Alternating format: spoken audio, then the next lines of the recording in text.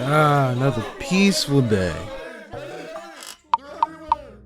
Piecemeal? There's never anything good in there. Fine. What do you want me to see? Termites? Why do I care about the exterminator's job? Oh! Okay, the first thing here is the FuseMail 1.1 update. Maybe they finally fixed all these broken buttons. Maybe I can finally tell that Ricky guy that no one cares about his daily emails. Nope. Doesn't look like it. Lazy developers. Alright, but what actually changed? So the folders work now? Guess this isn't so bad. At least those spam mails from Ricky don't have to clog up my inbox anymore.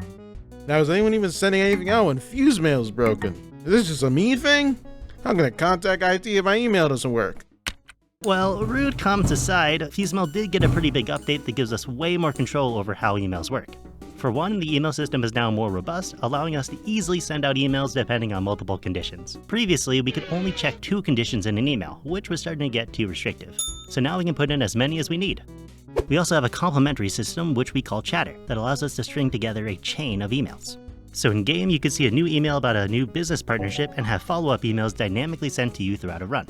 It should make for a much more reactive experience. Oh, and the last thing here, some emails are now persistent, so it should be easier to jump back in after a routine explosion.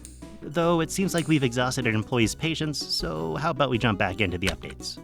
Why do they gotta keep changing things? I mean, I've only been here for a few months, but I've finally got used to these diffusibles. Like, I could diffuse a cake without needing to look at it. And now everything is just slightly changed and is completely throwing me off.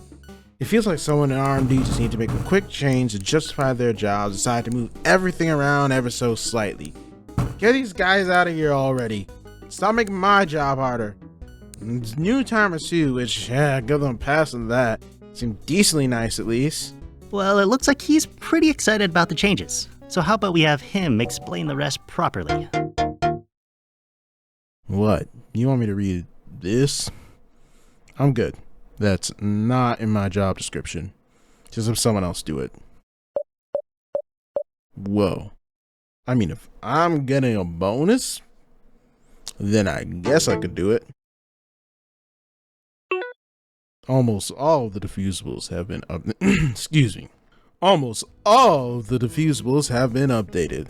The most noticeable of these modifications is how the timer uses its most updated versions across all diffusibles now.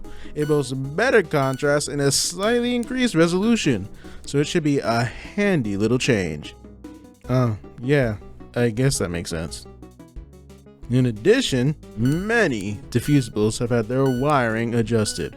The aim of this change is to bring some older diffusibles like the cake up to modern short fuse standards. I don't know what they think standards are, but there are definitely not any here. Though, if you want to pay me again, I'll happily take this standard rate. Hey, where are you going? I need my overtime pay. Get back here now. Honestly, that went better than I expected. We also fixed a lot of bugs in the game following feedback from our playtesters. Though I don't want to give the employees any more ammunition, so I'll just go over that here where they can no longer hear me. Anyways, first up, let's continue that diffusible discussion. When we added warning sparks to the wires, we needed to go back and remake a good chunk of them to work with the spark system. It's been a while, but we finally gone through each and every diffusible and updated them to properly show the sparks. It also gave us an opportunity to rebalance the wires. The cake itself also had some fixes to the spotter decal. Now it no longer displays on top of floppy disks.